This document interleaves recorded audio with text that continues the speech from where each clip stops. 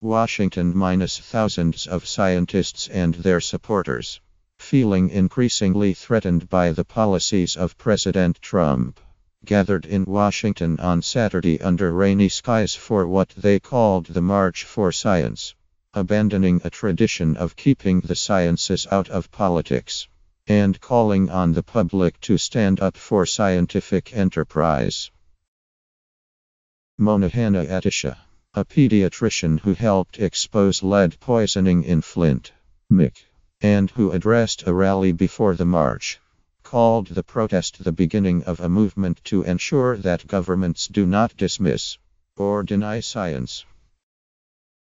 If we want to prevent future Flints, we need to embrace what we've learned and how far we've come in terms of science and technology drive, Hanna-Attisha said in an interview.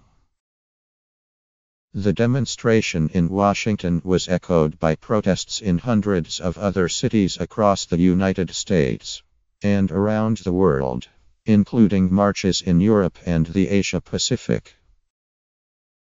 The Washington rally started on Saturday morning, with thousands of people packing into the National Mall, some wearing white lab coats and ponchos on a day that got only rainier as speakers motivated participants to march.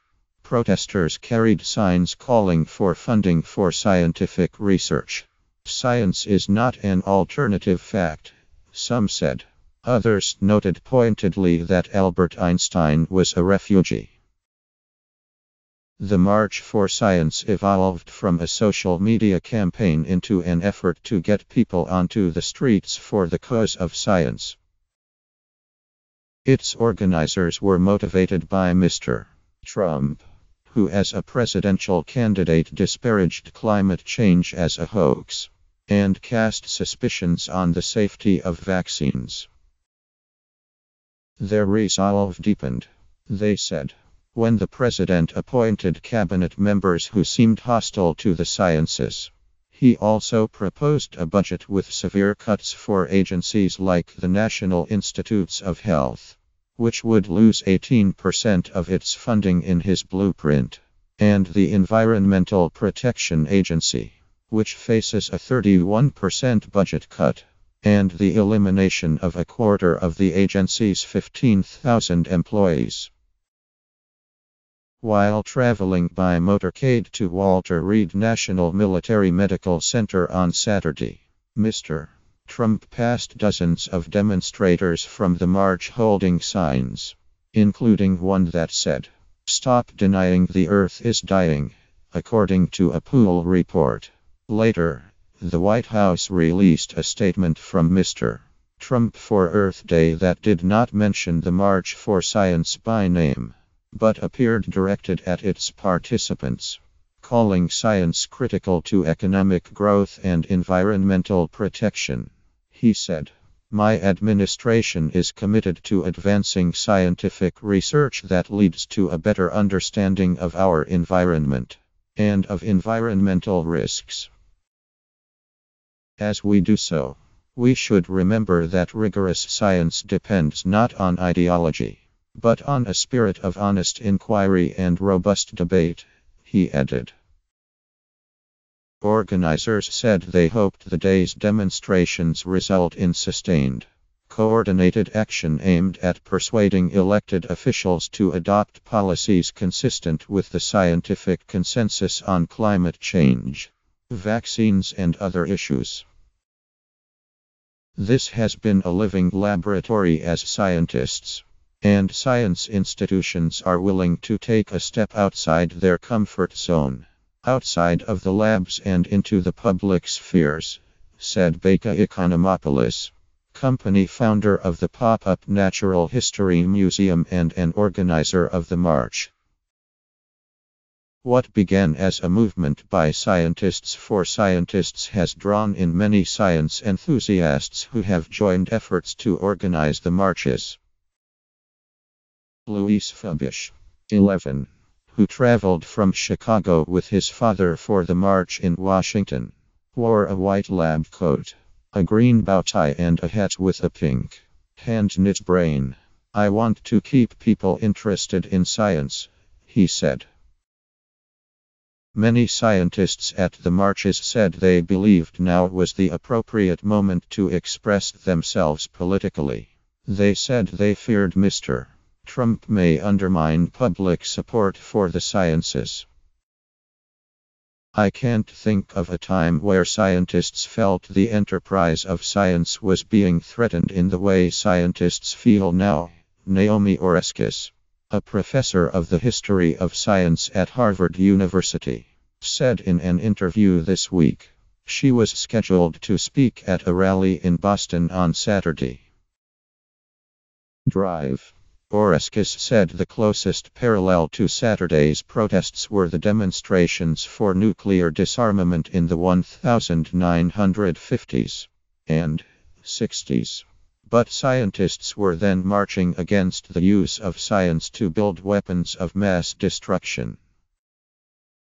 In New York, demonstrators stretched for 10 blocks along Central Park West, wedged between the park and a line of buildings on a gray and dreary day.